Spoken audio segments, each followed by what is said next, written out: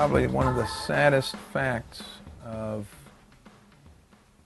our modern era is that young people lead unobserved lives. A lot of the boys that sell drugs, a lot of the girls that could just do what they want to do, a lot of them have children already. A lot of stuff that I started getting into when I was young, a lot of the stuff that me and my buddies would end up doing was just out of boredom, you know, throwing rocks at cars and windows and just, you know, causing mischief.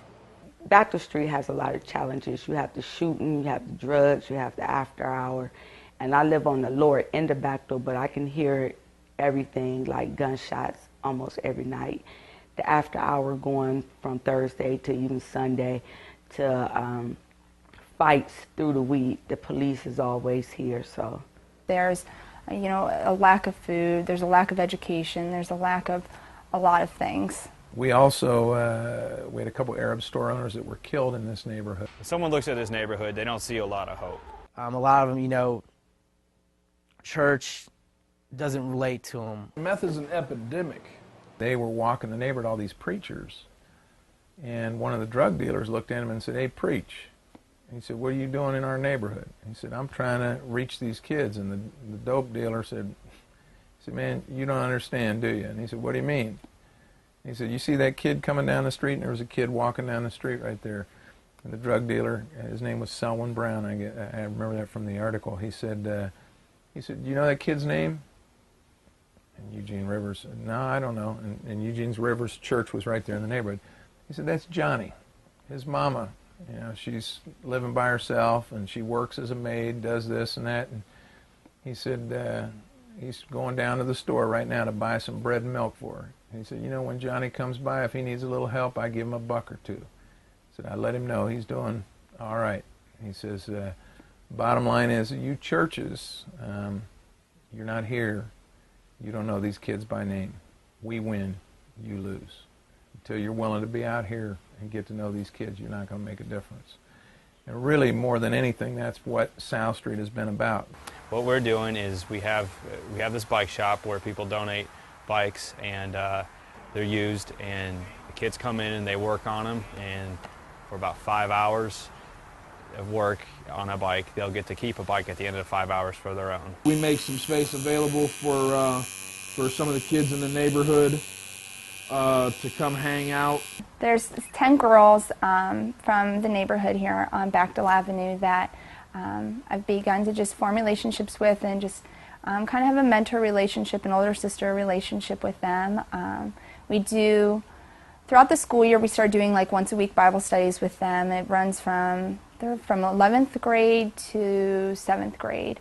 And we just talk about life and what is going on with them and about their decisions, and then, you know, read the Bible and talk about how does God apply to their lives. There's a little guy, he lives back behind here. His name's Tay. He's only 3 years old, and he's got brothers and sisters that bring him over here, and it's just awesome to see how much potential that kid has. And he's 3 years old, and he just starts putting stuff together, and he's so smart.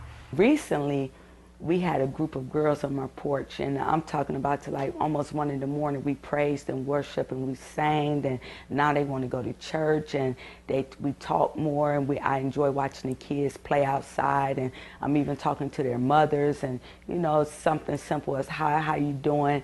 I have one neighbor that she has a felony record like I do, and she's trying to get employment. I'm trying to get employment, so I try to share the information that I have I pass along to her. I really believe that this is something that God had in mind, that God is using and is going to continue to use. We spend time in bars, in the county jail, in some high crime neighborhoods, local carryouts.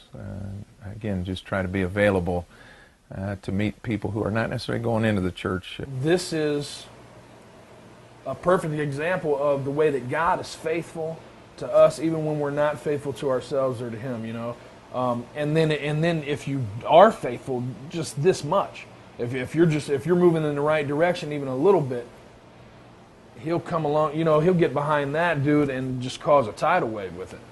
it's walking with people as they go through life and not backing down when you're intimidated or backing down when you don't know an answer. We didn't have an agenda, or we didn't come in promoting much of anything. We just tried to be good neighbors, and that eventually won us some credibility in the neighborhood.